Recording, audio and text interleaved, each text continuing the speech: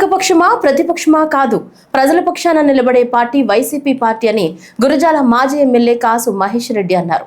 ఈ సందర్భంగా మాట్లాడుతూ ఈ రోజు పండించిన పంటకు గిట్టుబాటు ధర లేక రైతులు అష్టకష్టాలు పడుతున్నాడని, గిట్టుబాటు ధర కల్పించలేని ఈ ప్రభుత్వం, యూరియా అందించలేని ఈ ప్రభుత్వం ఉంటే ఎంత పోతే ఎంత అని కాసు అన్నారు. జగన్మోహన్ రెడ్డి ప్రభుత్వంలో వ్యవసాయం పండుగలా సాగిందని, ఈ రోజు చంద్రబాబు నాయుడు నాయకత్వంలో వ్యవసాయం ఒక దండగగా మారిందని ఎద్దేవా చేశారు. రైతుకు న్యాయం జరగాలని నిరసన కార్యక్రమం చేపడితే చంద్రబాబు నాయుడు పోలీసులతో అడ్డుకుంటున్నారన్నారు. పాలక పక్షమా ప్రతిపక్షమా కాదు, జగన్మోహన్ రెడ్డి గారి నాయకత్వంలో వైఎస్ఆర్సీపీ పార్టీ కార్యకర్తలు నాయకులు నిలబడేది ప్రజల పక్షాన. పాలక పక్షం అధికారంలో ఉన్నప్పుడు ప్రజల పక్షాన నిలబడే అనేక సంక్షేమ కార్యక్రమాలు, అభివృద్ధి కార్యక్రమాలు చేశాం.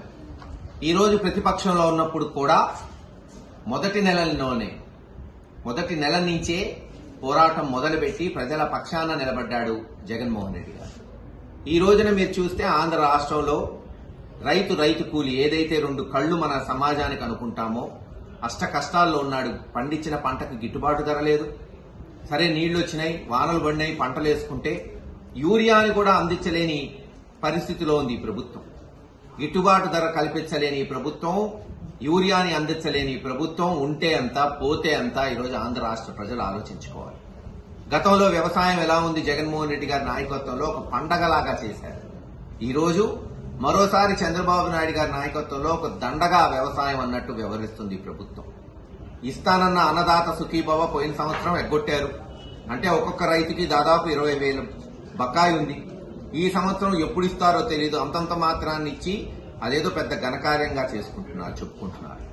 అందుకే ఇప్పుడేం ఎన్నికలు లేవు, కానీ జగన్మోహన్ రెడ్డి గారి నాయకత్వంలో రైతులకి న్యాయం జరగాలి, వాళ్ల గళం రాష్ట్ర ప్రభుత్వానికి, కేంద్ర ప్రభుత్వానికి తెలియజేయాలని ఆంధ్ర రాష్ట్రంలోని ప్రతి రెవెన్యూ డివిజన్లోని ఆర్డీఓ ఆఫీస్కి ర్యాలీగా పోయి మా నిరసన తెలియజేస్తూ మా యొక్క రైతుల యొక్క విజ్ఞప్తిని ప్రజల దృష్టి నుంచి ప్రభుత్వం దృష్టికి తీసుకెళ్లేటట్టు ప్రయత్నం చేస్తున్నాం. కానీ దానికి అధికార పక్షం చంద్రబాబు నాయుడు గారు పోలీసులను అడ్డం పెట్టుకుని ఈరోజు ప్రతిపక్షాల గళం తొక్కడానికి, నొక్కేయడానికి ప్రయత్నం చేయటం ఎంతవరకు సమంజసమో ప్రజలు అర్థం చేసుకోవాలి.